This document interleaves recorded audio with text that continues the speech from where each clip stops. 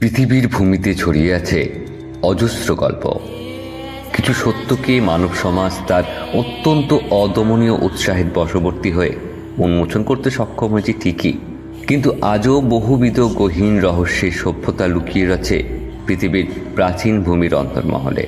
শতাব্দীর পর শতাব্দী গাছের ঝরা পাতারা সযত্নে আঁকড়ে রাখে সেই সত্য, কিন্তু কদাচিৎ যদি সেই রূঢ় সত্য সযত্নে ধামাচাপা দেওয়া আবরণ বিদীর্ণ করে নিজেকে মানব জগতের প্রকাশ্যে আনে, তখন মানব তার সভ্যতা নিয়েই সন্দেহে জড়িয়ে পড়ে।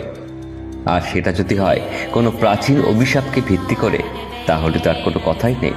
তবে আসুন আজ শুনে নেওয়া যাক এমনই কোনো এক অলৌকিক প্রাচীন অভিশাপের বিষয়ের উপর ভিত্তি করে গড়ে ওঠা কোনো এক রোমহর্ষক কাহিনী, লেখিকা তনিমা সাহার কলমে রহস্যের কালো ছায়া।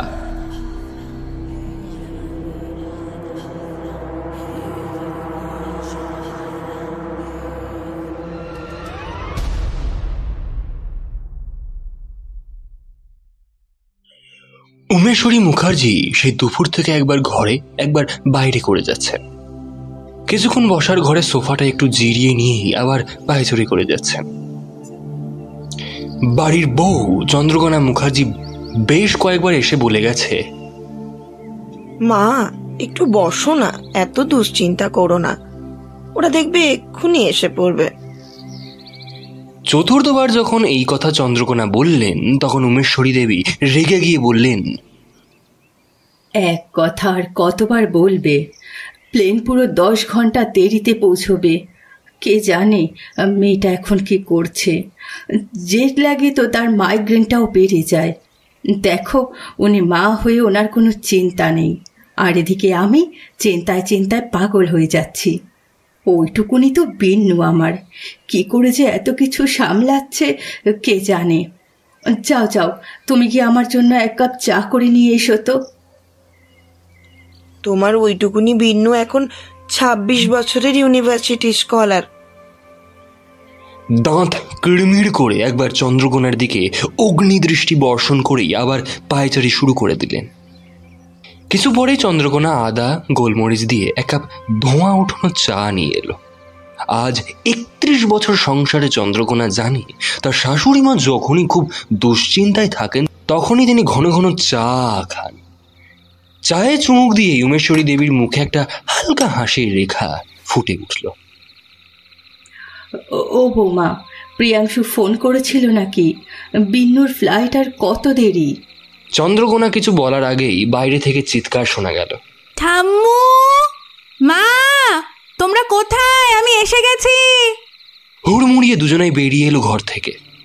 এক ঢাউস ট্রলি ব্যাগ নিয়ে ঘরে ঢুকলো এবারের প্রাণ ভোমরা বিন্নু ওরফে বৃন্তিকা মুখার্জি। উমেশ্বরী দেবী দৌড়ে এসে জড়িয়ে ধরলেন ওর প্রাণের ধনকে। খুশির দমকে কেঁদেই ফেললেন তিনি। আরে আরে, আমার বিউটি কুইনের চোখে জল কেন? এই এই ঠাম্মু, ভালো হচ্ছে না কিন্তু। জানো তো, কান্নাকাটি করলে কিন্তু সৌন্দর্য নষ্ট হয়ে যায়। চোখের নিচে এত কালি পড়বে, চামড়া কুঁচকে যাবে, চুল পড়ে যাবে, উজ্জ্বলতা। উফ, থাম থাম, এবার থাম।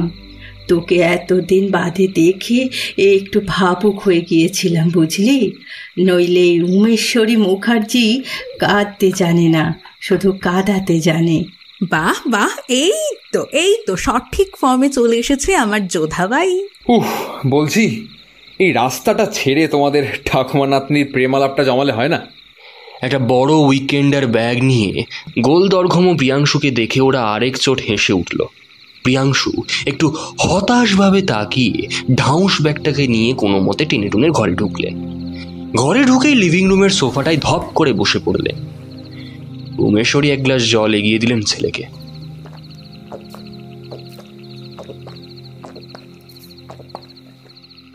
বাবা, আত্মাটা যেন শান্ত হলো। সত্যি, মেয়েটা কয়েকটা দিনের জন্য বাড়ি এসে যেন বাড়ির প্রাণ প্রতিষ্ঠা করে যায়। নইলে তো বাড়ির এই 3 জন মেয়ের ঘরে ফেরার প্রহরী শুধু গুনতে থাকে। বৃন্দা, হঠাৎ একটা কণ্ঠস্বরে ঘরের সবাই দরজার দিকে চোখ দেয়। ভাবনার মাঝে এক অজানা স্বরের ডাকে দরজার দিকে চোখ গেল চন্দ্রকোনার। আরে নির্বাণ, আয় ভেতরে আয়, দাঁড়িয়ে রইলি কেন? এ হলো নির্বাণ রায়। একসাথেই পড়ে আমার সাথে নটিংশায়ারে, যদিও আলাদা স্ট্রিম, আমি জুলজি আর ও ইতিহাস। ছেলেটিকে দেখে খুব আজব লাগলো উমেশ্বরী দেবী। ফ্যাকাশে ফর্সা রঙের লম্বা ছেলেটিকে দেখলে কেউ বলতে পারবে না যে সে একজন বাঙালি। ও ঠাম্মু, নির্বাণ কিন্তু দারুণ হ্যান্ডসাম। বলো তো ঘটকালি করি তোমার সাথে বিয়ের জন্য। হুম। ওরে দুষ্টু মেয়ে, ঠাম্মুর সাথে দুষ্টুমি হচ্ছে বুঝি? বলছি সেই দুপুরে একটু ভাত নাকে মুখে গুজে এয়ারপোর্টে দৌড়িয়েছি। এই গল্পগুলো রাতে খাওয়ার সময় করলে হয় না? প্রিয়াংশুর কথা শুনে এক হাত জিভ বের করে উমেশ্বরী দেবী বললেন, এ মা ছি, সত্যি তো।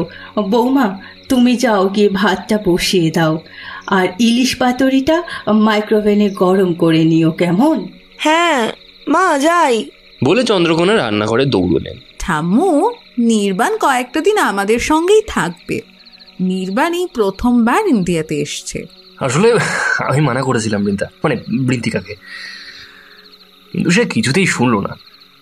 ভেবেছিলাম কয়েকটা দিন হোটেলে থেকে এদিক ওদিক ঘুরবো, তারপর ফিরে যাবো দেশে।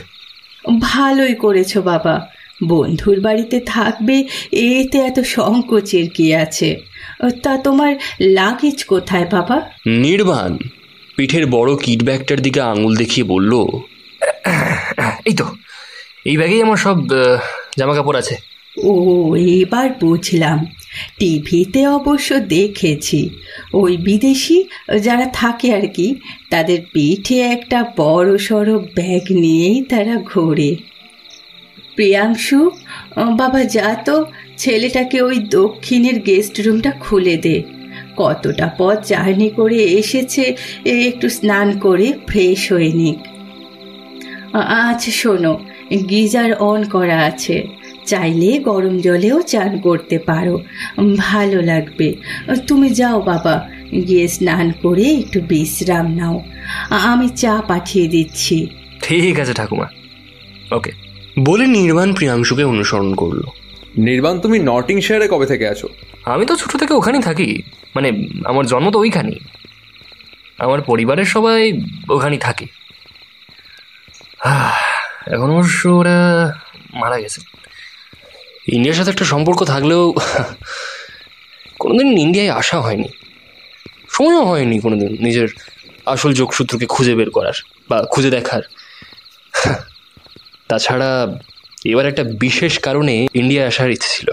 ও, কি কারণ জানতে পারি? অবশ্য যদি জানাতে কোনো আপত্তি না থাকে। মা, আপত্তি থাকবে কেন? আসলে বৃন্দিকার মুখে কলকাতার সর্বোপরি দুর্গাপুজোর এত গল্প শুনেছি যে এখানে আসার ইচ্ছেটা আটকাতে পারিনি, তাই আর কি। গল্প করতে করতে প্রিয়াংশুর আগে আগে আর নির্বাণ পেছনে পেছনে হাঁটছিল। হঠাৎই নির্বাণের ঘাড় থেকে ঘাম ঝরতে শুরু হলো। শরীরের ভেতর সে কিছু একটা পরিবর্তন অনুভব করলো।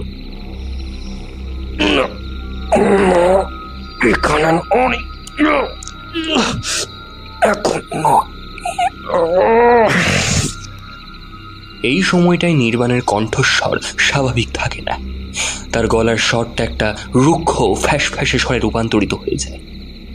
কিন্তু সেই স্বর একমাত্র নির্বাণ শুনতে পায়, সে ছাড়া আর কেউ শুনতে পায় না সেই কণ্ঠস্বর। এই যে, এইটা তোমার রুম। কই দাঁড়িয়ে রইলে কেন? কি হলো, তুমি এত ঘামছো কেন? ততক্ষণে নির্বাণের শরীরের অস্বস্তিটা একটু কমেছে। পকেট থেকে রুমাল বার করে মুখের কপালের ঘাম মুছে নিয়ে বলল, ও কিছু না, হয়তো জেট ল্যাগের জন্য এমন হচ্ছে। আর তাছাড়া নটিংশায়ারের তুলনায় এখানে তো গরম, সে কারণেই হতে পারে।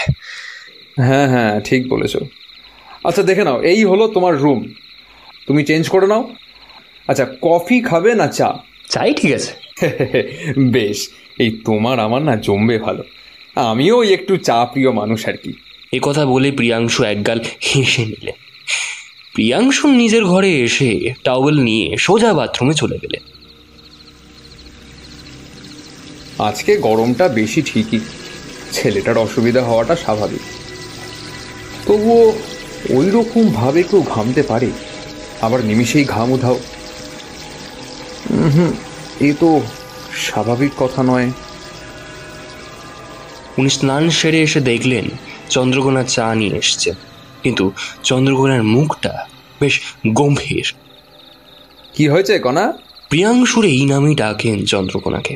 মেয়েটা ধুম করে না বলে কয়ে ছেলেটাকে ঘরে নিয়ে এলো, হোক না বিন্নুরি আর মেট, কিন্তু আমরা তো তাকে চিনি না। আর তাছাড়া কি? আমি যখন চা দিতে গেলাম ছেলেটাকে, তখন দেখি সে মাথা গুজে বসে আছে, আর তার ঘাড়ের কাছে ছোট ছোট কি যেন ছিল, কিন্তু যখন কাছে গেলাম তখন দেখলাম ঘাড়ের কাছে কিছুই ছিল না। কিন্তু জানো, আমি যেন না স্পষ্ট দেখেছি তার ঘাড়ের কাছে কিছু তো একটা ছিল। এই তুমি আজ প্রেশারের ওষুধটা খেয়েছো? নিশ্চয়ই খাওনি, সারাদিন দুশ্চিন্তা করছিলে তাই ভুলভাল দেখেছো। তেমন কিছু হলে আমার নজরে নিশ্চয়ই আসতো। আমি যখন নির্বাণকে রুমে ছাড়তে গেলাম তখন তো তেমন কিছুই দেখলাম না। তুমি বরং এক কাজ করো, ডিনারটা লাগিয়ে দাও। আজ দিনটা বড্ড ক্লান্তিকর গেছে তো, তাড়াতাড়ি খেয়ে ঘুমিয়ে পড়ো কেমন? তাছাড়া তুমি যা দেখেছো সেটা তো চোখের ভুলও হতে পারে। হয়তো টেনশনের জন্য কি দেখেছেন। নিজের মনেই একবার হেসে নিলেন। ঘড়ির দিকে তাকিয়ে দেখলেন রাত 10টা বাজে। ও বাবা, 10টা বেজে গেল, খাবারটা দিয়ে দিই। খেতে বসে সবাই বেশ টুকিটাকি হাসি ঠাট্টা করছিল, শুধু নির্বাণ ছাড়া। সে গম্ভীর মুখে চুপচাপ খেয়ে যাচ্ছিল। ওই কি রে, এত কি ভাবছিস তুই? কই কই কই না তো না তো। পকেট থেকে রুমাল বার করে ঘাম মুছল। ছেলেটা এখানে এসে থেকেই দরদর করে ঘামাচ্ছে, কিন্তু এখন তো অক্টোবর চলছে, সেরকম গরমও নয়। এই তোমার শরীর ঠিক লাগছে তো নির্বাণ?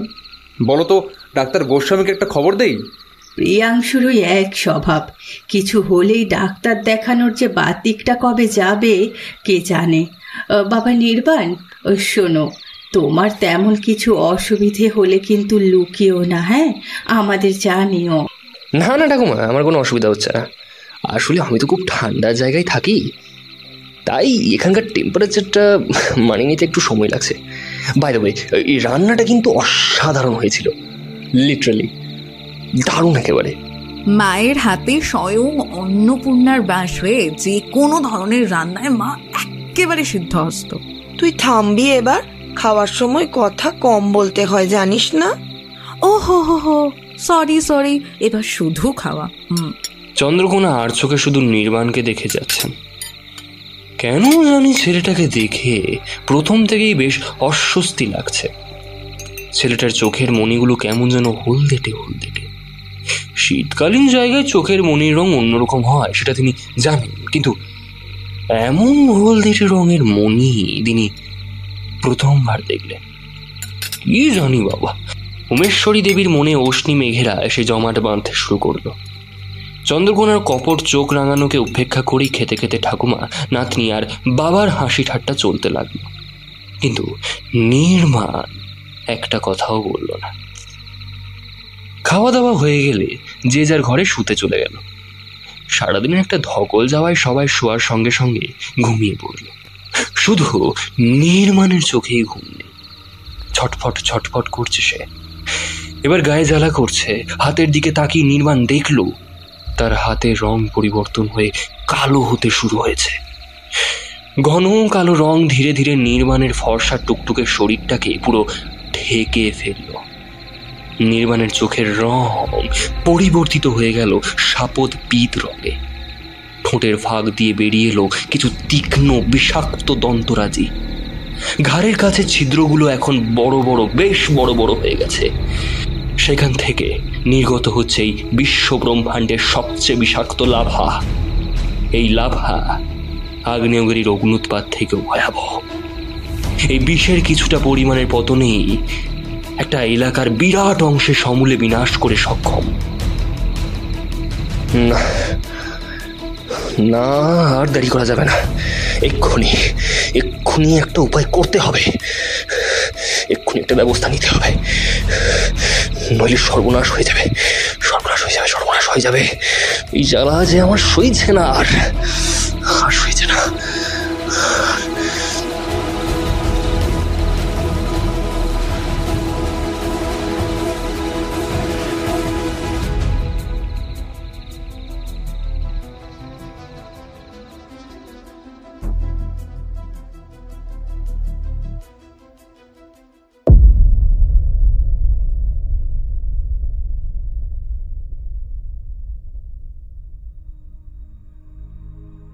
বৃন্তিকাদের বাড়িটি দোতলা, উপরে ঠাকুরঘর সহ 3টি ঘর, আর নিচে রান্নাঘর সহ 3টি ঘর।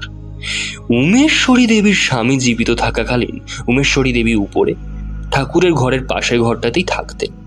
বৃন্তিকাও ছোট ছিল তখন, তাই সেও চন্দ্রকোনা আর প্রিয়াংশুর সাথে উপরেই থাকতো। কিন্তু উমেশ্বরী দেবীর স্বামী মারা যাওয়ার পর উনি সারাক্ষণই ঘরের দরজা আটকে শুধু কাঁদতেন। উমেশ্বরী দেবীর এমন মানসিক অবস্থা দেখে ডক্টর গোস্বামী বললেন, প্রিয়াংশু দিনের পর দিন এভাবে তো চলতে পারে না।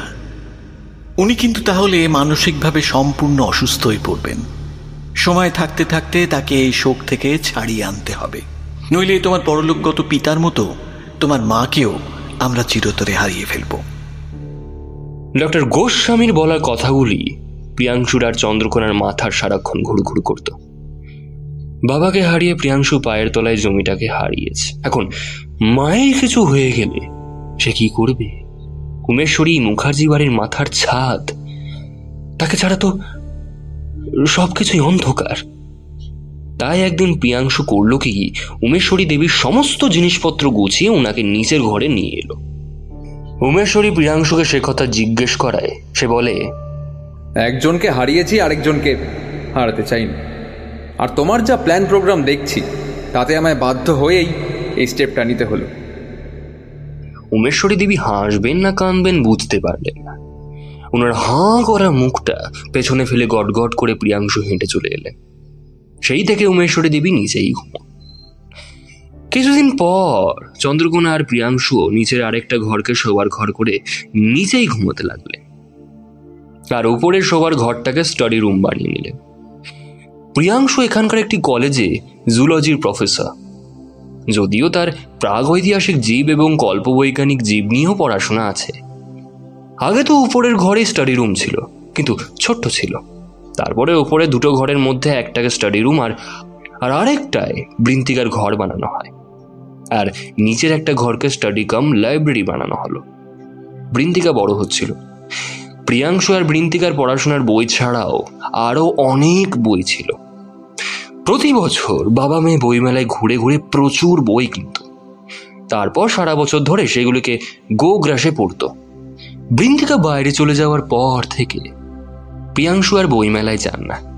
চন্দ্রকোনা উমেশ্বরী বহুবার বলেছে প্রিয়াংশুকে বইমেলায় ঘুরে আসতে, কারণ বই কেনা আর পড়া প্রিয়াংশুর সবচেয়ে ভালো লাগা একটা কাজ। কিন্তু প্রিয়াংশু বলতো, না গো, মেয়ে ছাড়া বই কিনতে পড়তে সেই মজাটা পাই না, বুঝলে? ওই পুচকি একটা মেয়ে আমার, তার মধ্যে কি অসাধারণ বিশ্লেষণ ক্ষমতা। তোমরা দেখো, আমাদের বিন্নু একদিন অনেক বড় হবে। বলেই প্রিয়াংশুর চোখ ছলছলিয়ে উঠত। উমেশ্বরী আর চন্দ্রকোনা প্রিয়াংশুর এমন আচরণ দেখে ফিক ফিক করে হাসতেন, কারণ যে মানুষটার চোখে সহজে জল আসে না, সে মানুষটার মেয়ের প্রসঙ্গে কথা বলতে গেলেই চোখ ছলছলিয়ে ওঠে। উমেশ্বরী দেবী একবার জিজ্ঞেস করেছিলেন চন্দ্রকোনাকে, তোরা আবার ওপরের ঘর ছেড়ে নিচে এলি কেন? আসলে সকালে উঠে নিচে রান্নাঘরে আসতে দেরি হয়ে যায়, তাই ভাবলাম নিচেই চলে আসি। বললেন বটে চন্দ্রকোনা এই কথা, কিন্তু উমেশ্বরী দেবী জানেন যে উনার দেখাশোনার যাতে অসুবিধা না হয়, সেই কারণেই পাগলিটা প্রিয়াংশুকে নিয়ে নিচে চলে এসছে। নতুন ব্যবস্থাপনায় বেশ চলছিল। এদিকে বৃন্তিকারও দেখতে দেখতে 12 শেষ হলো। বাবার মতন তাঁরও বিভিন্ন বিষয়ে ঔতুত সাক্ষ্যের শেষ নেই। প্রিয়াংশুরও বিভিন্ন বিদেশি জার্নাল আসে বিভিন্ন দেশ থেকে। সেখানে নানা রকম নতুন তথ্য, সংস্কৃতি, জীবকুল আর আরো নানান ধরনের তথ্য ঠাসা থাকে। সেগুলিকেও বৃন্তিকা পড়ে। ক্লাস 12-এ খুবই ভালো ফল করলো বৃন্তিকা। এই না হলে আমার নাতনি যেখানে যাবে ঠিক এইভাবে কেল্লা ফতে করে আসবে। হ্যাঁ, বৃন্তিকার বরাবর অ্যানিমেল টেরিটরি নিয়েই উৎসুক, তাই সে জুলজির ওপর স্নাতক ও পরে স্নাতকোত্তর করার জন্য নটিংশায়ারে চলে গেল। সেখানেও দুর্দান্ত রেজাল্ট। এখন স্কলারশিপ নিয়ে পিএইচডি করছে। উমেশ্বরী দেবী এবং প্রিয়াংশুরা নিচে ঘুমোলেও ঠাকুর ঘরটি এখনো উপরেই আছে। প্রত্যেক দিন সকাল সন্ধে উমেশ্বরী দেবী পুজো দিতে উপরে ওঠেন। সেখানে সামনেই এক ফালি বারান্দা আছে। বাড়ির পেছন দিকে কিছু কাঠ কলসি, কৃষ্ণচূড়া, টগর, রাতচাঁপা এবং রাধাচূড়ার গাছ আছে।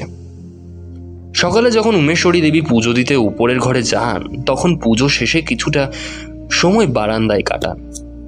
বারান্দায় অনেক পাখি আসে, কয়েকটা কাঠবিড়ালিও আসে। নিজের হাতে ওদের খেতে দেন। ওদের খাওয়া হয়ে গেলে নিজের ঘরে চলে আসেন। বেশ লাগে ওনার এই সময়টা।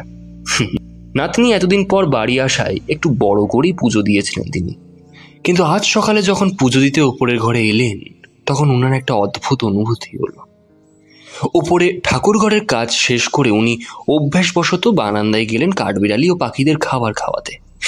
কিন্তু আশ্চর্যজনকভাবে আজও একটাও পাখি বা কাঠবিড়ালিকে দেখতে পেলেন না। অন্যান্য দিন তো এই সময়টাতে কিচিরমিচির করতে থাকে, কিন্তু আজ কি হলো কে জানে। অনেকক্ষণ দাঁড়িয়ে থাকার পরও একটাও পাখি দেখতে পেলেন না। ভারী অবাক হয়ে গেলেন। বিষণ্ণ মনে ফিরে আসার সময় দেখলেন গেস্ট রুমের দরজাটা খোলা রয়েছে। উঁকি দিয়ে দেখলেন নির্বাণ অকাতরে ঘুমোচ্ছে। ছেলেটাকে কাল প্রথম দেখেই ভীষণ চমকে উঠেছিলেন, কিন্তু সাথে সাথেই সামলে নিয়েছিলেন। কেউ কিছু বোঝার আগেই ছেলেটার চোখের রং, আচার, ব্যবহার সবটাই কেমন যেন। সে কি তবে কোনো উদ্দেশ্য নিয়ে বাড়িতে এসছে?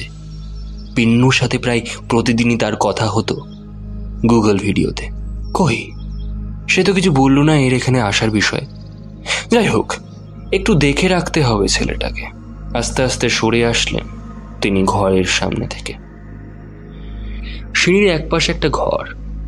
এই ঘরেই আগে উমেশ্বরী দেবী থাকতেন ওনার স্বামী জীবিতকালে, যেটা বর্তমানে বৃন্তিকার দখলে চলে গেছে।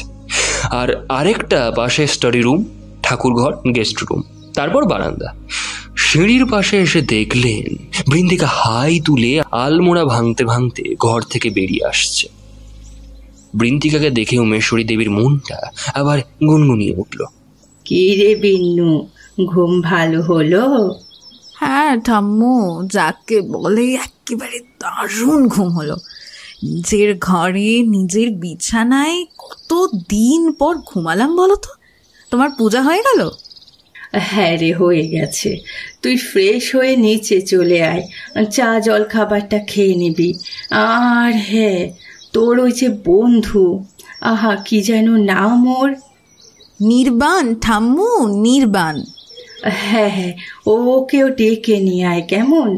আসলে কি বলতো, এখন তো বয়স হচ্ছে, অত নাম ধাম আর খেয়াল থাকে না। কে বলেছে আমার ঠাম্মির বয়স হচ্ছে? তুমি তো এখনো সুইট 16ই আছো। ওরে ওরে দুষ্টু বুড়ি, ঝাড় ঝাড়। ঠাকুমার নাতনির এই কথাগুলোতে চন্দ্রকোনা নিচে দাঁড়িয়ে দাঁড়িয়ে বেশ মজা নিচ্ছিলেন। বলছি, তোমাদের হয়ে গেলে নিচে নেমে এসো, চা জল খাবার ঠান্ডা হয়ে গেল। ইস, কি দারুণ ক্যাপচা হয়েছে রে বৃন্দা। নির্বাণের গলার আওয়াজ পেয়ে বৃন্তিকা আর উমেশ্বরী দেবী পেছন দিকে তাকালো। বাহ, তুই তো দেখি একদম গুড বয়, ডাকার আগেই ঘুম থেকে উঠে গেছিস। ভাগ্যিস উঠে গিয়েছিলাম, নইলে এত মিষ্টি একটা দৃশ্য ফসকে যেত রে। সে না হয় বুঝলাম, কিন্তু এই যে তুই অনুমতি না নিয়ে দুই সুন্দরী লুকিয়ে লুকিয়ে ছবি নিলি, সেটা তো ভারী অন্যায় হলো। দুই সুন্দরী? কোথায় দুই সুন্দরী? এখানে তো একজনই সুন্দরী, আর সে হলেন ঠাকুমা। আরেকজনকে দাঁড়া, তোর হচ্ছে। তারপর এদিক ওদিক কিছু একটা খুঁজতে লাগলো। খুঁজতে খুঁজতে করিডোরটার কোণার দিকে দাঁড় করানো একটা লাঠি দেখতে পেয়ে সেটাই উঁচিয়ে নির্বাণকে মারতে গেল। বৃন্তিকে লাঠি উঁচিয়ে দৌড়ে আসতে দেখে নির্বাণ হাত জোর করে বলে উঠল, ক্ষমা দে বা ক্ষমা দে, আমার ঘাট হয়েছে। তুই সুন্দরী, অনেক সুন্দরী ভাই, মানে বিশ্ব সুন্দরী, একদম সেরা সুন্দরী, সেরা সেরা পারফেক্ট। এমন সময় দুহাতে বাজার নিয়ে হন্তদন্ত হয়ে প্রিয়াংশু ঘরে ঢুকলেন।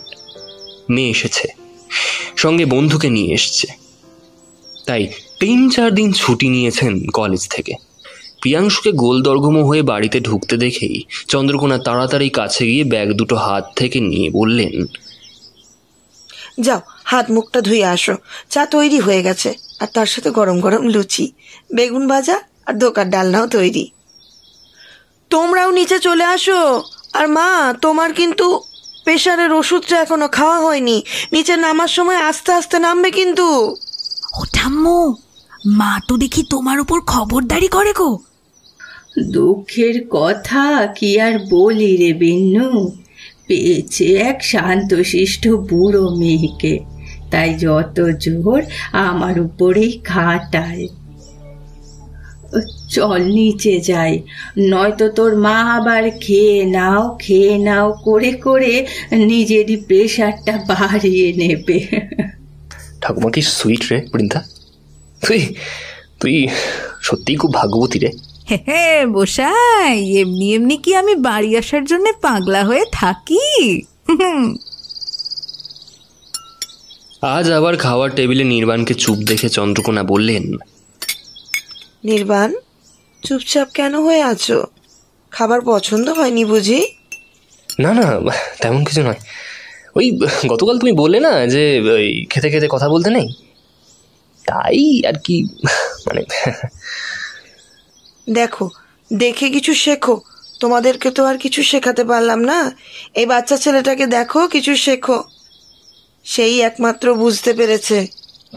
চন্দ্রকোনার কথা শেষ হতে না হতেই উমেশ্বরী, প্রিয়াংশু আর বৃন্তিকা মুখ লুকিয়ে ফিক ফিক করে হাসতে লাগলো। সেটা দেখে চন্দ্রকোনা রেগে আরো বোম হয়ে গেল।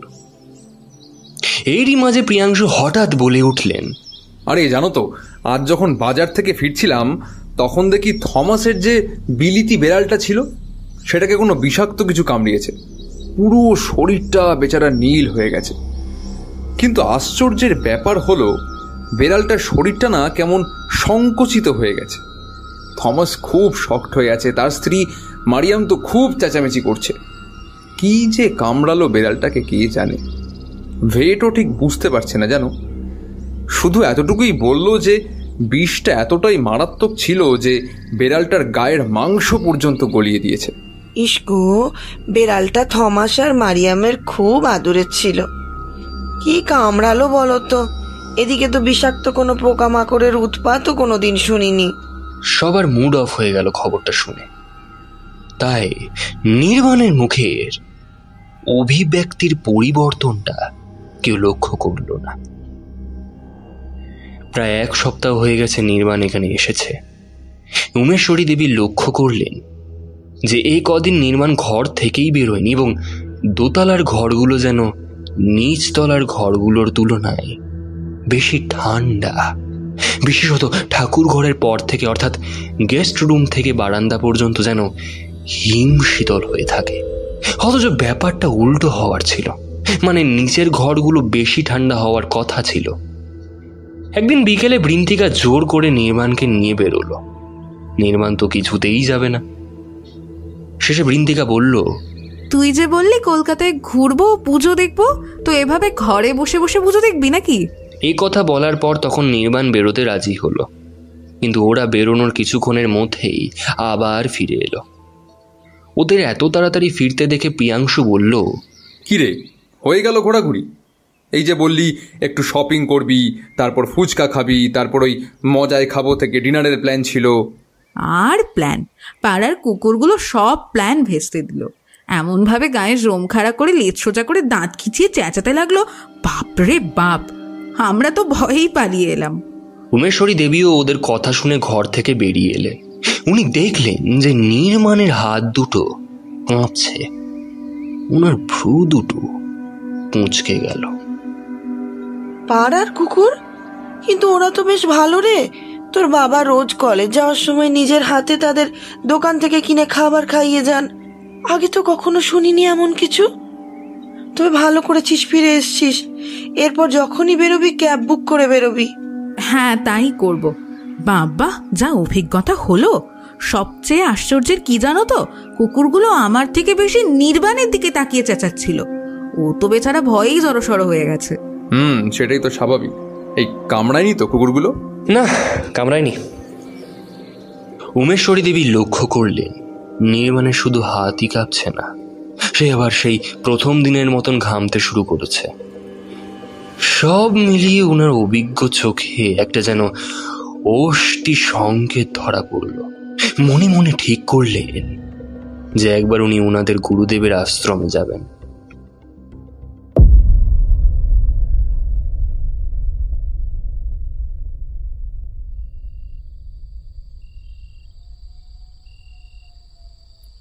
রাতের খাবার হয়ে গেলে নির্মাণ বারান্দায় এসে দাঁড়ালো। ও বুঝতে পারছে না ওর এখানে থাকার জন্য এখানকার আবহাওয়ার পরিবর্তন শুরু হয়ে গেছে। আজ আবার সেই অস্বস্তিটা হচ্ছে, কিন্তু আজ কিছুতেই ভেতরের অপ্রাকৃতটাকে বেরোতে দেওয়া চলবে না। এই অপ্রাকৃত থেকে মুক্তি পেতেই তো বৃন্তিকার কাছে আসা। কিন্তু আমার জন্য মেয়েটির কোনো ক্ষতি যেন না হয়। আবার সেই ঘরের কাজটাই জ্বালা করছে। ও,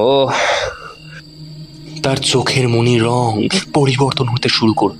ঘাড়ের কাছে সেটে থাকা ছোট্ট চোষকগুলো বড় হতে শুরু হয়ে গেছে।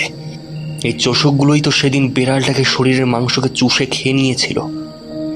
এই চোষকগুলোর খিদে পেলেই এর থেকে গলিত লাভার মতন সবচেয়ে ভয়ঙ্কর বিষ মিশ্রিত হয়। এখন এই চোষকগুলোর আবার খাবার চায়। ভেতরের জন্তুটাকে যেন নির্বাণের শরীরটা চিড়ে বেরিয়ে আসতে চাইছে। যখনই নির্বাণের ওই জন্তুটার সাথে দ্বন্দ্ব শুরু হয়, তখনই নির্বাণ এমন করে ঘামতে থাকে। আসলে এ তো ঘাম নয়, এ হলো শ্বেত বিষ। যখনই এই শ্বেত বিষটা নিঃসৃত হয়, তখন নির্বাণের শরীর জ্বলতে থাকে। নির্বাণ যত নিজেকে পরিবর্তিত হতে বাধা দেবে, ততই এই শরীরের জ্বালাটা বাড়তে থাকবে। নির্বাণের সমস্ত শরীর জ্বলছে, আগুনে পুড়ে যাওয়ার মতন জ্বলছে। সে চোখ বন্ধ করে প্রাণপণে দাঁতে দাঁত কামড়ে সহ্য করছে এই অসহ্য কষ্টটা। না, আজ কিছুতেই তোকে জেগে উঠতে দেব না। যতই তুই আমাকে অত্যাচার করিস না কেন।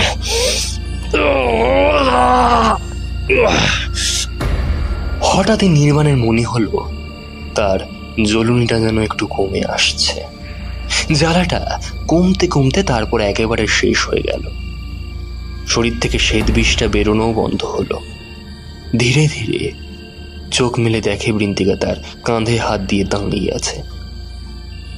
সেই প্রথম দিনের মতোই বৃন্তিকার স্পর্শমাত্রই তার সব জ্বালা শেষ হয়ে সে আবার স্বাভাবিক হয়ে গেছে। এই কারণেই নির্বাণ তার জীবনের এই অভিশাপ মুক্তির এক ক্ষীণ আশা নিয়ে বৃন্তিকার সাথে এখানে চলে এসছে। যদিও বৃন্তিকা এসবের কিছুই জানে না, তবে বৃন্তিকার মধ্যে কিছু তো একটা আছে যা তাকে শান্তি দেয়। বৃন্তিকার সঙ্গে থাকলে তার একবারের জন্যেও অপ্রাকৃত অস্বস্তিটা হয় না। কিন্তু কেন? এর জবাবটাই হয়তো নির্বাণের অভিশাপ থেকে চিরতরের মুক্তির চাবিকাঠি। বৃন্তিকা পাশে দাঁড়িয়ে বলল, কি রে, কি ভাবছিস অত? আর তোর চোখ দুটো এমন ছলছল করছে কেন? শরীরটাও কেমন গরম গরম। জ্বর হয়েছে কিনা কে জানে। নির্বাণ কিছু বলতে পারে না। নির্বাণকে চুপ করে থাকতে দেখে বৃন্তিকা ধমকে দিয়ে বলল, কি রে, বোকারামের মতো দাঁড়িয়ে আছিস কেন? চল চল, ঘরে চল। নির্বাণের ঘরে এসে বৃন্তিকা যেন কেঁপে উঠল। বাবারে, এই ঘরটা কি ঠান্ডা রে! তুই বলিসনি কেন রে? দাঁড়া দাঁড়া, বাবাকে বলতে হবে একটা রুম হিটারের ব্যবস্থা করতে। তুই বস এখানে, কম্বলটা জড়িয়ে বস, আমি একটু কফি বানিয়ে আনি। বলে আর কোনো কথা বলার সুযোগ না দিয়ে বৃন্তিকা বেরিয়ে গেল। বৃন্দা, তুই এত আলাদা কেন? কেন সবার থেকে আলাদা? Why? ভাবতে ভাবতেই খানিকক্ষণ আগে অপ্রাকৃতর সাথে হওয়া দ্বন্দ্বের জন্য ক্লান্তিতে নির্বাণের চোখ বন্ধ হয়ে এলো। সে কম্বলটা জড়িয়ে গুটিসুটি হয়ে শুয়ে পড়ল। যখন নির্বাণ চোখ মেলে চাইল, তখন বেশ কিছু উদ্বিগ্ন মুখ দেখতে পেল। বৃন্তিকা, চন্দ্রকোনা, প্রিয়াংশু ও উমেশ্বরী দেবী ছাড়াও দুজন অচেনা মুখও ছিল। তার মধ্যে একজনের চেহারা থেকে যেন অপার্থিব জ্যোতি ঠিকরাচ্ছে। কি যে শান্তি রয়েছে ওনার চোখে। বাবা, তুমি তো ভয় পাই দিয়েছিলে ভাই। পাক্কা 2 দিন পর জ্বর ছাড়লো তোমার। তারপর প্রিয়াংশুর দিকে তাকিয়ে বললেন, দেখুন, এখন তো আর জ্বর নেই, তাই হাসপাতালে ভর্তি করানোর প্রয়োজন আশা করি নেই। ওষুধগুলো কন্টিনিউ করুন, আর কোনো অসুবিধে হলে ফোন করে দেবেন, চলে আসবো। ঠিক আছে ডাক্তারবাবু, আসুন নিচে যাই। কণা, একটু চা করো না গো। তারপর আরেকটি অচেনা মুখের লোকটিকে বললেন, আসুন গুরুদেব। মা এসো। বিন্নু, তুই বস কিছুক্ষণ, কেমন? ঠিক আছে। এই এই কি হয়েছিল রে আমার? ওই ওই সমদর্শন লোকটিকে কি শান্তি রে! ওর চোখ দুটোতে যেন এক অদ্ভুত আলোর ছটা রয়েছে তার চারদিকে। নির্বাণ হয়তো একটু জোরেই চেপে ধরেছিল বৃন্তিকাকে। বৃন্তিকা অস্ফুটে পড়ে উঠল। নির্বাণ বৃন্তিকার দিকে তাকিয়ে দেখে তার সুন্দর মুখটা কুঁচকে গেছে যন্ত্রণায়। কি হলো? বৃন্তিকা পরনের জামাটার রিস্ট লেন্থ স্লিভস উপরে করে দেখল যে তার হাতে একটা জায়গায় দগদগে লাল হয়ে গেছে। ভীষণ অবাক হয়ে নির্বাণ বলল, এটা কি করে হলো? সেদিন তোকে এই ঘরে রেখে কফি আনতে গেলাম না, ফিরে এসে কফিটা রাখার পরই এটা হয়েছে। কিন্তু ঘাটা দেখে স্পষ্ট মনে হচ্ছে কোনো উত্তপ্ত গরম কিছু তোর হাতটা ধরেছিল। হ্যাঁ, ঠিকই, গরম কিছুই ধরেছিল, আর সেটা ছিল তোর হাত। সেদিন রাতে কফি নিয়ে তোর ঘরে এসে দেখি তুই থরথর করে কাঁপছিস। কফির কাপটা সাইডে রেখে তোকে ঠিক করে শোয়াতে গিয়ে দেখি তোর গা অস্বাভাবিকভাবে গরম হয়ে রয়েছে। ভাবলাম হয়তো জ্বর হয়েছে। আমি দৌড়ে নিচে গিয়ে মা বাবাকে ডাকতে যাচ্ছিলাম, ঠিক তখনই তুই আমার হাতটা চেপে ধরলি, আর কি সব দুর্বোধ্য ভাষায় কথা বলছিলিস। হাতটা বড্ড জ্বালা করছিল রে, ছাড়ানোর চেষ্টাও করেছিলাম কিন্তু পারিনি। একটু পর তো নিজেই ছেড়ে দিয়েছিস। তুই হাতটা ছাড়ার পর এইরকম একটা ঘায়ের চিহ্ন হয়ে গেছে। বৃন্তিকার কথা শোনার পর নির্বাণ মাথাটা ঝুঁকিয়ে বসে রইল। মনে মনে নির্বাণ ভাবল, কি করলাম আমি? কি করলাম আমি? কি করলাম? ভয় পাস না, আমার কিচ্ছু হয়নি। কিন্তু জানিস তো, আমি কোনো ওষুধও লাগাইনি, অথচ ঘাটা নিজে থেকেই ঠিক হয়ে যাচ্ছে। তোর ভয় করেনি? তো আমাকে আমাকে আমাকে মানে কি এলিয়েন মনে হয়নি? না, হয়নি। আমি সব সময় অজানাকে জানতে আগ্রহী। পৃথিবীতে অনেক কিছু আছে যা এখনো আমরা জানি না। তবে অস্বীকার করব না, প্রথমে একটু ভয় পেয়েছিলাম, কিন্তু পরে বুঝতে পারলাম ভয় না পেয়ে সত্যটা জানতে হবে। বাবা জুলজির প্রফেসর হলেও বিভিন্ন বিষয় নিয়ে পড়াশোনা করেন, যেমন মিথিক্যাল ক্রিয়েচার, ক্রিপ্টিক ক্রিয়েচার, এমনকি কনস্পিরেসি থিওরি নিয়েও পড়াশোনা করেন। বাবার সাথে থাকতে থাকতেই বাবার মতো না হলেও আমিও কিছুটা এইসব বিষয়ে জানি। তোকে নটিংশায়ারে প্রথম যেদিন ক্লাসে দেখেছিলাম সেদিনই মনে হয়েছিল তুই সবার থেকে আলাদা, কিন্তু তুই যে এতটা আলাদা সেটা বুঝতে পারিনি। এতটা কথার বলার পর বৃন্তিকা হাঁপাতে লাগলো। নির্মাণের মুখের দিকে তাকিয়ে বুঝতে পারলো যে নির্মাণ প্রচন্ড আচম্বিত হয়ে আছে। এত ভাবিস না, তুই একটু রেস্ট নে। আর হ্যাঁ, এই হাতটা আমি কিন্তু কাউকেই দেখাইনি, তুই একদম চিন্তা করিস না। তুই একটু রেস্ট নে, আমি পরে এসে তোর সঙ্গে কথা বলছি। তুই যা ভাবছিস তা নয় রে বৃন্দা। আমি কোনো কল্পবৈজ্ঞানিক বা প্রাগৈতিহাসিক জীব নই রে। আমার ভেতরে একটা অপ্রাকৃত দানব বাস করে, যে প্রতিদিন একটু একটু করে শক্তিশালী হচ্ছে, যে আমার সম্পূর্ণ অস্তিত্বকে বিনাশ করে আমাকেও আমার পূর্বপুরুষের মতন দানব বানাতে চেয়েছে। কিন্তু আমি তা চাই না, দানব হতে চাই না, আমি দানব হতে চাই না। আমি তোর মতন হতে চাই বিদ্যা, তোর সাথে থাকতে চাই বিদ্যা, সারা জীবন।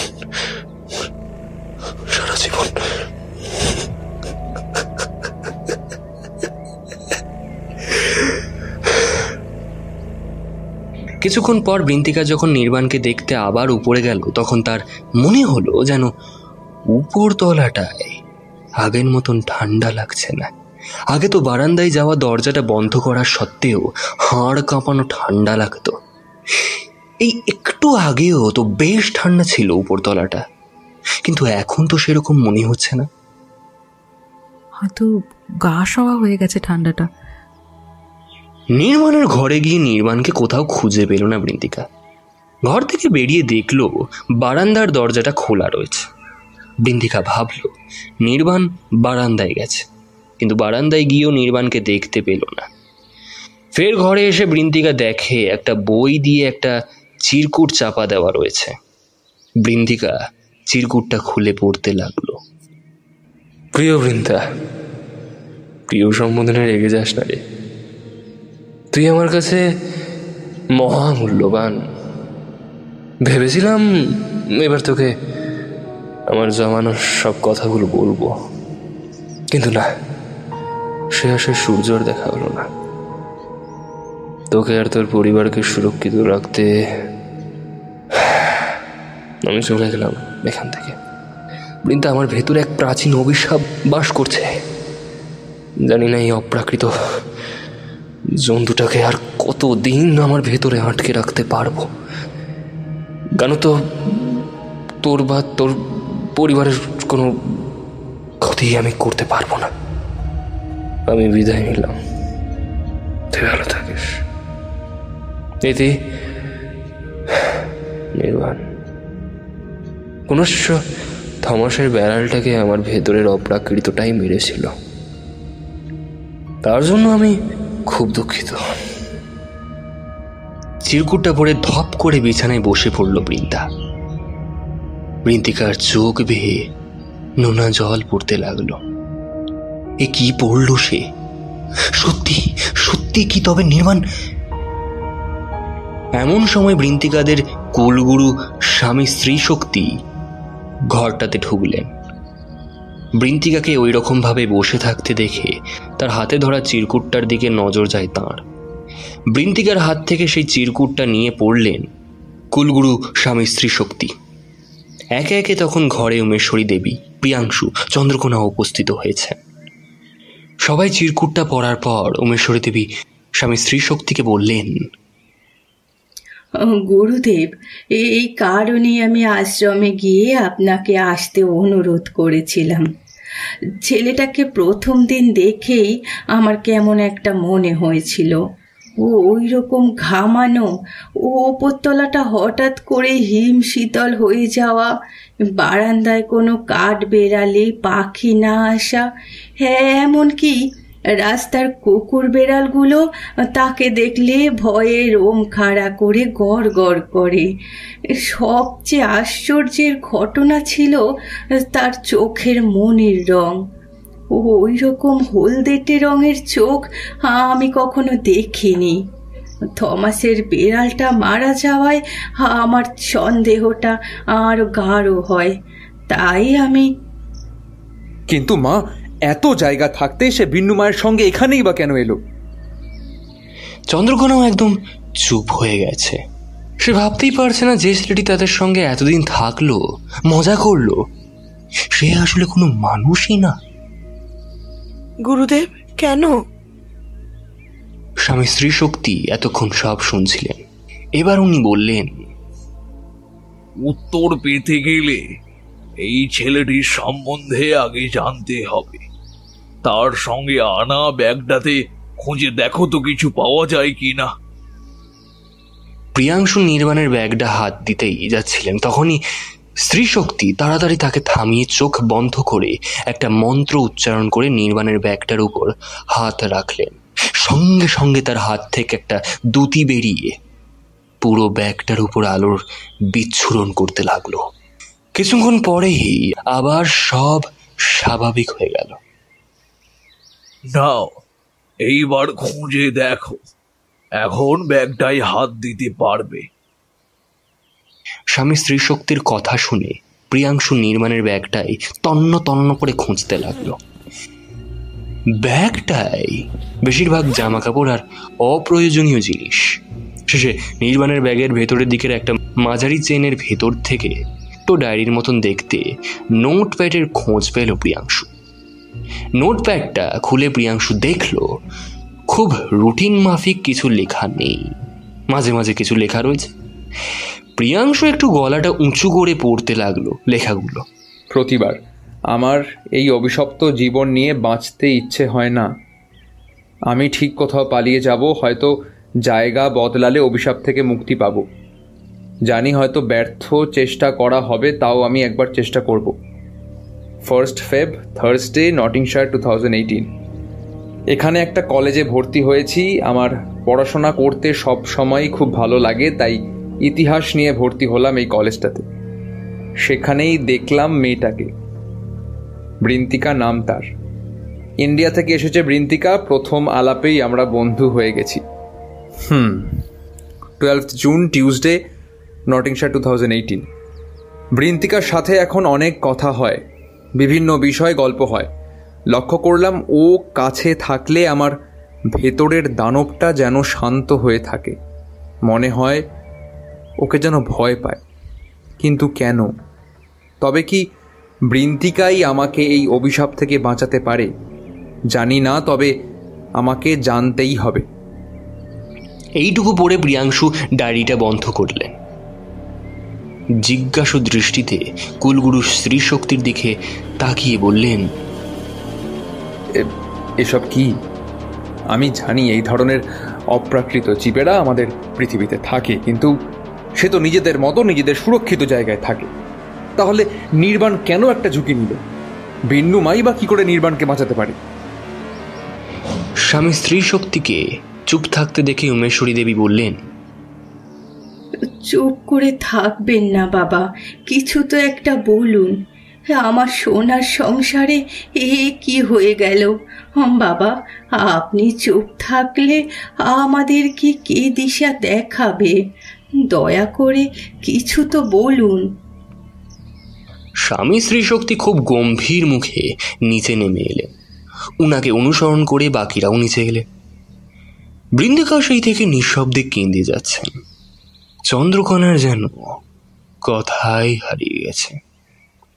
স্বামী স্ত্রী শক্তি বৃন্তিকার সামনে দাঁড়িয়ে বললেন, বৃন্তিকা মা, তুমি আমাকে একটা কথা বলো তো ঠিক করে।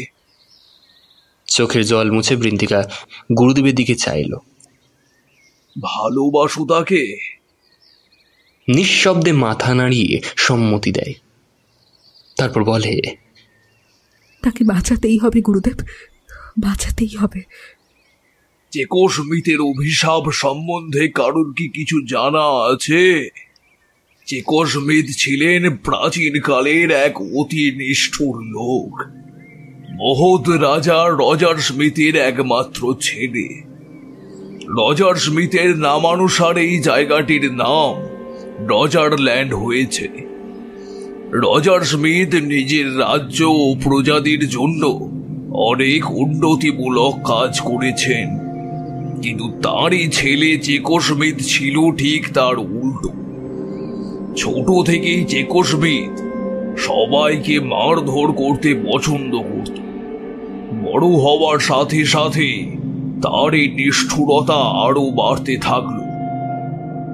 শেষে চেকোস্মিথের বাবা রাজা রজার স্মিথ ছেলেকে রাজ্য ও রাজপাট থেকে বেদখল করে তাকে রাজ্যের বাইরে নির্বাসন দিয়ে দেন।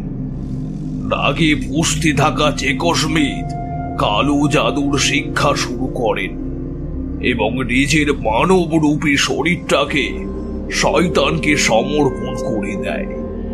শয়তানও খুশি হয়ে তাকে নশ্বরতার শক্তি প্রদান করে। চেকোস্মিথের শরীরের ভেতরে স্বয়ং শয়তানের বাস ছিল। চেকোস্মিথের উজ্জ্বল গৌরবর্ণ কুচকুচে কালো হয়ে গেল। তার চেহারা হয়ে উঠল অতি কুৎসিত। পিঠের দিকে ফুটে উঠল অজস্র ফুটো এবং সেখান থেকে বেরিয়ে এলো লতাকার সর্পিল কর্ষিকা, যা নির্গত হতো পৃথিবীর সবচেয়ে ভয়ঙ্কর গরম। চেকোস্মিথ আবার রাজ্যে ফিরল। চেকোস্মিথ যে রাস্তা, যে গলি দিয়ে যাচ্ছিল, শয়তানের প্রকোপে সেই রাস্তা, সেই গলি হঠাৎই হিম শীতল জায়গায় পরিণত হয়ে যাচ্ছিল। রৌদ্রোজ্জ্বল সকাল হঠাৎই ঘন কালো অন্ধকারে ছেয়ে গেল। রাজ্যবাসীরা ঘর থেকে বেরিয়ে এলো এই হঠাৎ পরিবর্তনের কারণ জানার জন্য। তারা বেরিয়ে চেকোস্মিথের এই ভয়ঙ্কর রূপকে দেখে ভয়ে থরথর করে কাঁপতে লাগলো। চেকোস্মিথের পথে যা সজীব প্রাণ আসছিল, তারা চেকোস্মিথের একটু ছোঁয়াতে একটা প্লাস্টিকের বলের মতো চুপসে যাচ্ছিল, যেন কেউ তার শরীরের মাংস হাড় সব শুষে নিয়েছে। রাজপ্রাসাদে গিয়ে এবার সে সরাসরি রাজা রজার স্মিথের কাছে রাজ সিংহাসনের অধিকার চাইল। রজার স্মিথ প্রচন্ড সাহসী ছিলেন। তিনি ছিলেন এক দুরন্ত যোদ্ধা। ছেলের এই রূপ দেখে বুঝতে পেরেছিলেন যে সে শয়তানের পাল্লায় পড়েছে। রজার স্মিথ বললেন, এই সিংহাসনটা তার আরাধনার জায়গা, তাদের প্রজাদের সেবা করার জায়গা। এই সিংহাসনে বসতে গেলে যথোপযুক্ত যোগ্যতা থাকতে হয়, যা তার মতো নাকি অকাট মূর্খ গর্ধ পাষণ্ড নিষ্কর্মার মধ্যে নেই। তার সেই যোগ্যতাও নেই আর ক্ষমতাও নেই এই সিংহাসনে বসার। অহংকারে গর্জে উঠল চেকোস্মিথ। বলল, ক্ষমতা দেখবে ক্ষমতা? তবে দেখো। কথাগুলো বলার সাথে সাথে তার সর্পিল কর্ষিকাগুলোকে বিধিয়ে দিল রাজা রজার স্মিথের শরীরে। কিছুক্ষণের মধ্যেই রাজার শরীরের সব মাংস হাড় গলে যেতে লাগলো, আর চেকোস্মিথের সর্পিল লতাগুলো তা শুষে নিতে লাগলো। রাজার মুখ থেকে শুধু একবার মারণ চিৎকার বেরিয়ে আসলো। চিৎকারটা সম্পূর্ণ হওয়ার আগেই রাজার মৃত্যু ঘটল। রাজা রজার স্মিথের চিৎকার শুনে চেকোস্মিথের স্বামী, চেকোস্মিথের মা রানী এন্ড্রুসা দৌড়ে এলেন। রাজার এই পরিণতি এবং চেকোস্মিথের ওই রূপ দেখে ওনার আর কিছু বোঝার বাকি রইল না। তিনি চেকোস্মিথকে অভিশাপ দিলেন যে, তুই এক মহৎ রাজাকে হত্যা করেছিস, তাই তোরও জীবিত থাকার কোনো কারণ নেই। তারপর নিজের পেটে একটা ছুরি বিধিয়ে বললেন, আমি যদি আমার ধর্মের প্রতি, আমার প্রজাদের প্রতি, আমার রাজার প্রতি এবং আমার কর্মের প্রতি সৎ হয়ে থাকি, তবে এই দুষ্টের যেন তার ধৃষ্টতার জন্য শাস্তি হোক, তার এই মুহূর্তে মৃত্যু হোক বলে নিজের পবিত্র রক্ত চেকোস্মিথের গায়ে ছিটিয়ে দিলেন। রানী এন্ড্রুসা অসম্ভব ধার্মিক এবং সৎ মানুষ ছিলেন, তাই তার দেওয়া অভিশাপ ফলপ্রসূ হল। মারা যেতে যেতে চেকোস্মিথ বলল, আমি আসব, আবার আসব। যখন কেউ আমার এই রাজ্যে পা রাখবে, তখন আমি তার মধ্যে প্রবেশ করব। সে তার জীবদ্দশাতেই শয়তানের আকর ঘর হবে। শয়তান তার ভেতরে অপ্রাকৃত দানব হিসাবে বাস করবে। সে তার প্রিয়জনদের হত্যা করবে ও তাদের শরীরকে আহার রূপে গ্রহণ করবে। তার সম্পূর্ণ পরিবার আমার এই অভিশাপ বহন করবে। কিন্তু যদি কোনো সৎ ধার্মিক ব্যক্তির সঙ্গে সেই পরিবারের কারোর বৈবাহিক সম্পর্ক স্থাপন হয়, একমাত্র তবেই সে আমার এই অভিশাপ থেকে মুক্তি পাবে। এই অভিশাপে ব্যক্তির দীর্ঘায়ু হয় না, বরং সে তার স্বল্প জীবন পরিধিতে শয়তানে পরিণত হয়। নির্বাণ হয়তো এই অভিশাপ থেকে মুক্তি চায় চিরতরের জন্য। মৃত্তিকায় সেই ব্যক্তি যে তাকে সুস্থ করতে পারে। এখন নির্বাণকে কোথায় খুঁজবো? সে কোথায় আছে সেটাও তো জানি না। তার চরণ পথই আমাদের রাস্তা দেখাবে যে। তারপর নিজের ঝোলা থেকে একটা কমলা রঙের তরলের কৌটো নিয়ে বৃন্তিকাকে বললেন, চলো মা, নির্বাণকে বাঁচাতেই হবে, নইলে উপরে গিয়ে আমি আমার গুরুদেবকে মুখ দেখাতে পারবো না যে। ওরা বেরিয়ে যেতে উদ্যত হলে চন্দ্রকোনা অশ্রু সজল চোখে গুরুদেব স্ত্রী শক্তিকে বললেন, গুরুদেব কথা দিন, শুধু বৃন্তিকায় নয়, আপনি নির্বাণকেও বাঁচিয়ে আনবেন। কথা দিলাম মা, তোমরা ঈশ্বরের কাছে সবার জন্য মঙ্গলার্থে প্রার্থনা করো। আমি জানি মায়ের প্রার্থনা স্বয়ং মহাশক্তিও ফেরাতে পারেন না। ওরা বেরিয়ে গেলে চন্দ্রকোনা চোখের জল মুছে উপরে ঠাকুর ঘরে গেল। সেখানে ধূপ দ্বীপ সাজিয়ে এক মনে ঠাকুরের নাম কীর্তন করতে লাগলো।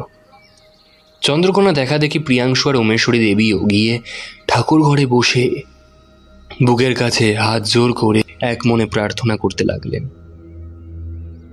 বাড়ি থেকে বেরিয়ে বৃন্তিকা স্ত্রী শক্তিকে বলল, গুরুদেব, কোন পথে খুঁজবো নির্বাণকে?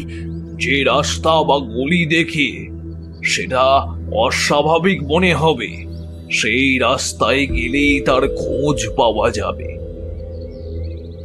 এদিক ওদিক খোঁজার পর একটা রাস্তার সামনে বৃন্তিকা দাঁড়িয়ে পড়ল। রাস্তাটা বাকি জায়গার তুলনায় বেশি হিমশীতল, ঠিক যেমন নির্বাণ থাকাকালীন তাদের উপরতলাটা হয়ে থাকত, ঠিক তেমনি। সে গলা উঁচু করে গুরুদেবকে ডাকলো। তারা দুজন সে পথ অনুসরণ করতে করতে এগিয়ে গেল। পথটা এই শহরতলীয় বাইরে একটা ছোট্ট জঙ্গলে গিয়ে শেষ হয়েছে। জঙ্গলটা খুব গভীর নয়, কিন্তু জঙ্গলটাতে ঢুকে ওদের মনে হলো এখানে যেন সূর্যের আলো ঢোকেই না। অথচ এরকম তো ছিল না এই জঙ্গলটা। বৃন্তিকা ছোটবেলায় তার দাদুর সাথে অনেকবার এসছে এখানে। দাদু ওকে সঙ্গে করে এখানে এনে গাছ চেনাতেন। এখন তো মনে হচ্ছে এই জঙ্গলটা যেন 500 বছর কি তারও বেশি পুরনো হয়ে গেছে। যেন তারাই প্রথম মানুষ যারা এই জঙ্গলে এসেছে, আর তার সাথে পাল্লা দিয়ে শৈত্যপ্রবাহ চলছে। বৃন্তিকার মনে হলো সেখানে যেন কোনো বরফের পাহাড়ে আছে। গুরুদেবকে সে কথা বলতেই তিনি বললেন, তার মানে আমরা সঠিক জায়গাতেই আছি। ওরা সূত্র খোঁজা শুরু করলো। খুঁজতে খুঁজতে ওরা জঙ্গলের ঠিক মাঝখানে চলে এসছে। এখানের চিত্রপটটা বাকি জায়গা থেকে একেবারেই অন্যরকম। জায়গায় জায়গায় গাছ উপড়ানো রয়েছে। জঙ্গলের এই জায়গাটা যেন একটা বাকি জায়গা থেকে আরো বেশি ঠান্ডা। যেন মনে হচ্ছে চারিদিকে বরফের পাহাড়ে ঘেরা রয়েছে, এবং তা থেকে বরফ শীতল বাতাস এসে বৃন্তিকা এবং গুরুদেবের হাড় পর্যন্ত ভেদ করে চলে যাচ্ছে। গুরুদেব নিজের কুর্তার পকেট থেকে একটা জিনিস বার করে বৃন্তিকাকে দিয়ে তার কানে কানে কিছু একটা বলে একটু দূরে সরে একটা মাঝারি আকারের ঢিবির পেছনে লুকিয়ে পড়লেন। বৃন্তিকা হাতের জিনিসটাকে শক্ত করে ধরে নিজের ভেতরে সর্বশক্তি দিয়ে চেঁচিয়ে ডাকলো, নির্বাণ, কোথায় তুই? আমি তোকে নিতে এসেছি নির্বাণ। নির্বাণ, একটিবার সামনে আয় না লক্ষ্মীটি। নির্বাণ, নির্বাণ, আমাকে ফেরাস না নির্বাণ। নির্বাণ, নির্বাণ, নির্বাণ। কথা ফুরোনোর আগেই বৃন্তিকা হাঁটু গেড়ে মুখ ঢেকে কাঁদতে লাগলো। একটু পরেই বাতাসের মতন যেন নির্মাণ কথা বলে উঠল, বৃন্দা, বৃন্দা, তুই তুই তুই ফিরে যা বৃন্দা, তুই ফিরে যা। আমি অনেক লড়াই করেছি এই নিজের সাথে, আর পারছি না, আর পারছি না।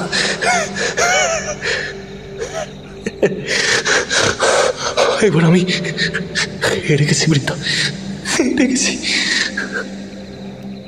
নির্বাণের গলার স্বরকে অনুসরণ করতে করতে বৃন্তিকা আরো কিছুটা এগিয়ে এলো। শৈত্যপ্রবাহের ঝাপটা সহ্য করতে করতে আরো খানিকটা এগিয়ে এলো বৃন্তিকা।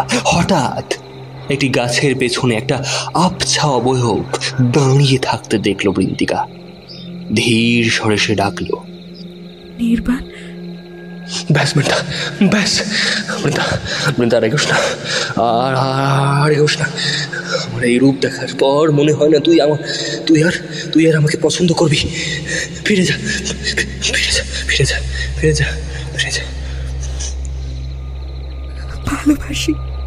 ভালোবাসি তোকে নির্বাণ। জানি না কবে থেকে, তবে আজ তোকে হারানোর ভয়ে আমি যে ভেতর থেকে শেষ হয়ে যাচ্ছি নির্বাণ। তুই সামনে, প্লিজ সামনে আয়। তুই তোর নোটপ্যাডে লিখেছিলিস যে আমি তোর কাছে থাকলে তোর ভালো লাগে। তোর যদি মনে হয় যে আমি তোর সাথে থাকলে তুই এই অপ্রকৃতটাকে হারাতে পারবি, তাহলে কেন আমার থেকে তুই দূরে চলে যাচ্ছিস বল? কেন যাচ্ছিস?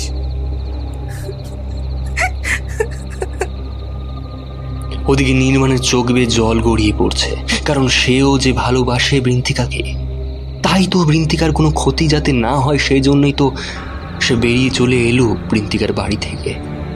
নির্মাণ ধীরে ধীরে বৃন্তিকার সামনে এসে বলল, দেখ, এই রূপ দেখার পরও কি তোর আমাকে ভালোবাসতে ইচ্ছে করবে? নির্মাণের শরীর তখন সম্পূর্ণ কুচকুচে কালো হয়ে গেছে। হাতে পায়ে বড় বড় নখ, যেন কোনো এক ভয়াল জন্তু। আর পিঠ ও ঘাড় থেকে বেরিয়ে এসছে অসংখ্য সর্পিল লতাকার কর্ষিকা। কিন্তু নির্মাণের মুখটা সেই একই রকম নিষ্পাপ শিশুর মতো, আর তার চোখ দিয়ে গড়িয়ে পড়ছে অনুতাপের জল। বৃন্তিকা আস্তে আস্তে নির্মাণের দিকে এগিয়ে যায়। একটা হাত বাড়িয়ে বৃন্তিকা বলে, ভরসা রাখ নির্বাণ, সব ঠিক হয়ে যাবে, সব ঠিক হয়ে যাবে। নির্বাণ তার রোমশ জান্ত হাতটা বাড়িয়ে দিল। বৃন্তিকা হাতটা ধরে আরো কাছে যেতেই সর্পিল কর্ষিকা বৃন্তিকার দেহ ছেদ করে ঢুকে পড়ল। যন্ত্রণায় কুঁকিয়ে উঠল বৃন্তিকা। ঠিক সেই সময় গুরুদেব চিৎকার করে বললেন, এখনই বৃন্তিকা, এখনই। বৃন্তিকা নিজের মুঠোবন্ধ হাতে লুকিয়ে রাখা ছুরিটা দিয়ে আগে নিজের হাতে এবং পরে নির্বাণের হাতে একটা গভীর পোঁচ দিল। তারপর নিজের বয়ে যাওয়া রক্ত নির্বাণের ক্ষতের উপর চেপে ধরে থাকলো। নির্বাণের ভেতরের চেকোস্মিতের অপ্রাকৃত দানবটা এক গগনভেদী চিৎকার করে উঠল। চারিদিকে যেন প্রকৃতি তাণ্ডব শুরু করে দিল। বৃন্তিকার শরীরে বিঁধে থাকা সর্পিল কর্ষিকা নিজে থেকে বেরিয়ে এসে ছটফট করতে করতে ছাই হয়ে গেল। একে একে অন্য কর্ষিকাগুলো ওই একই দশা হলো। বৃন্তিকার রক্তে চারিদিক লাল হয়ে গেল। বৃন্তিকার নিজের সমস্ত শক্তি একত্রিত করে জড়িয়ে ধরল নির্মাণকে। বৃন্তিকার বিশুদ্ধ পবিত্র রক্ত শয়তানের শরীরে লাগতে সে যন্ত্রণায় ছটফট করতে লাগলো। নির্বাণের শরীরে প্রতিটি রোমকুল থেকে এক নীল রঙের তরল বেরিয়ে আসতে লাগলো। নির্বাণ লুটিয়ে পড়ে মাটিতে। ওই তরলটি বৃন্তিকার বয়ে যাওয়া লোহিত ধারায় সংস্পর্শে আসা মাত্রই পুড়ে ছাই হয়ে যাচ্ছিল। ধীরে ধীরে নির্বাণের যন্ত্রণার অবসান হয়। বৃন্তিকার অতিরিক্ত রক্তপাতে সে নির্বাণের বুকের ওপরই অচৈতন্য হয়ে যায়। এইরকম মানসিক এবং শারীরিক যুদ্ধের পর নির্বাণ দুর্বল হয়ে পড়ল। নির্বাণ অচৈতন্য হওয়ার আগে দেখে সৌম্যকান্তি উজ্জ্বল দৃষ্টির পুরুষটি তাকে এবং বৃন্তিকাকে কি যেন একটা খাইয়ে দিচ্ছে। একে অপরের হাত ধরা অবস্থায় নির্বাণ ও বৃন্তিকা চৈতন্য হারায়।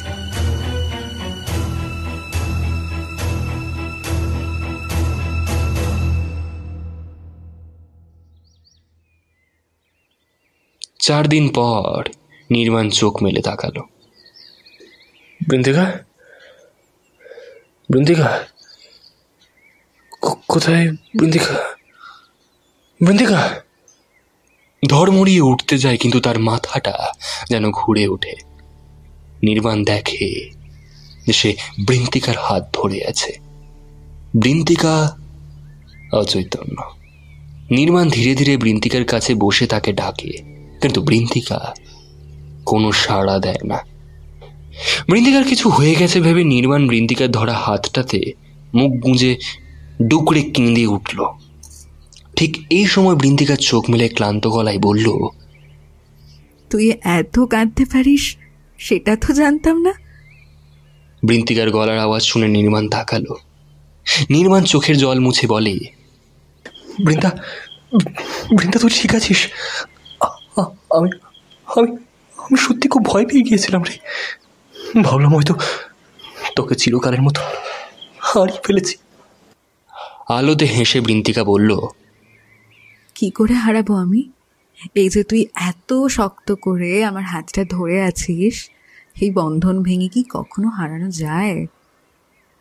নির্বাণ বৃন্তিকাকে জড়িয়ে ধরে বলল, আর কখনো এরকম দুঃসাহস দেখাবি না, কথা দে।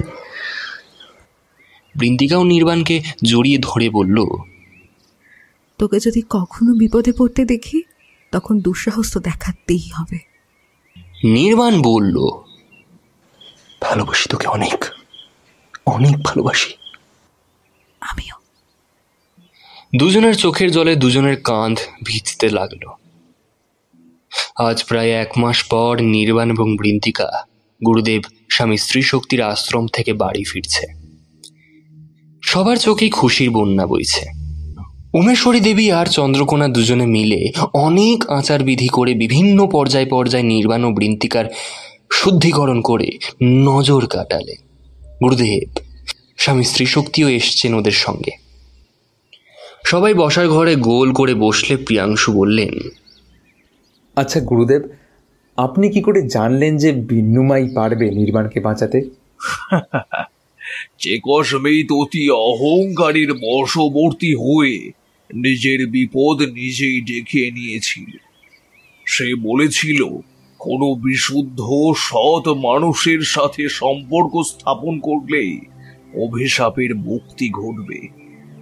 তোমাদের নিশ্চয়ই মনে আছে, যখন খুব ছোটবেলায় বৃন্তিকার একটা দুর্ঘটনা হয়েছিল, তখন তার এই মাইনাস গ্রুপের রক্তের প্রয়োজন হয়, কিন্তু তোমরা কোথাও পাচ্ছিলে না ওই গ্রুপের রক্ত। তখন আমার গুরুদেব স্বামী শ্রী সত্যানন্দ নিজের রক্ত দিয়ে বৃন্তিকাকে বাঁচান। স্বামী সত্যানন্দ একজন সৎ, ধার্মিক, বিশুদ্ধ মানুষ ছিলেন। তাই যখন তার রক্ত বৃন্তিকাকে দেওয়া হলো, তখন তার সমস্ত গুণ এবং শুদ্ধ কর্ম বৃন্তিকার মধ্যেও চলে এসেছে। স্বামী সত্যানন্দ সবাইকে প্রাণপণে সব রকম সাহায্য সহযোগিতা করলেও সচরাচর কাউকেই নিজের রক্তদান করতেন না। কিন্তু সেদিন নিজে থেকেই হাসপাতালে উপস্থিত হয়েছিলেন, অথচ বৃন্তিকার সাথে হওয়া দুর্ঘটনার কথা আপনারা কিন্তু কেউই তাকে হাসপাতালে পৌঁছবার আগে জানাননি। হয়তো তিনি ভবিষ্যতে হওয়া এই ঘটনাটির কথা চাক্ষুষ দর্শন করে বিনা দ্বিধায় আপনাদেরকে সাহায্য করেছিলেন। অচৈতন্য হওয়ার আগে দেখলাম আপনি আমাকে এবং বৃন্তিকে একটি তরল খাইয়েছিলেন। সেটা কি ছিল? সেই তরলটির নাম কমলা কুঞ্জরিকাক্ষ। এইটি একটি কমলা রঙের ফুলের বিশুদ্ধ নির্যাস। এই ফুলের গাছটি প্রতি 100 বছরে একবার হিমালয়ের এক অতি দুর্গম এলাকায় জন্মায়। 5 দিনে গাছটি বড় হয়ে ফুল দিয়ে 6ষ্ঠ দিনেই মারা যায়। তারপর আবার ঠিক 100 বছর পর জন্মায়। এই ফুলের নির্যাস সর্বগরল বিনাশক, অর্থাৎ পৃথিবীতে যত রকমের বিষ হতে পারে এই নির্যাসটি তার প্রতিবিধান স্বরূপ। চিকসমিতের অভিশাপে নির্বাণের ভেতরে শয়তানের যে গরল ছিল, সেই গরলটাই নির্বাসনের পেট থেকে শ্বেত বিষ হয়ে বেরোত। কয়েকটি বিষাক্ত কোর্সিকা বৃন্তিকার শরীরেও বিঁধেছিল, তাই তাকেও নির্যাসটি দিয়েছিলাম। নির্যাসটি চেকসমিতের সমস্ত নীল বিষকে বিনাশ করেছে। চেকসমিতের অভিশাপ এখন সমূলে বিনাশ হয়েছে। বাবা, এ জীবনে যা চরকির ঘোড়া দেখলাম তাতে আমার 7 জন্মের অভিলাষ পূর্ণ হয়েছে। সবাই ওনার কথা শুনে হো হো করে হেসে উঠল।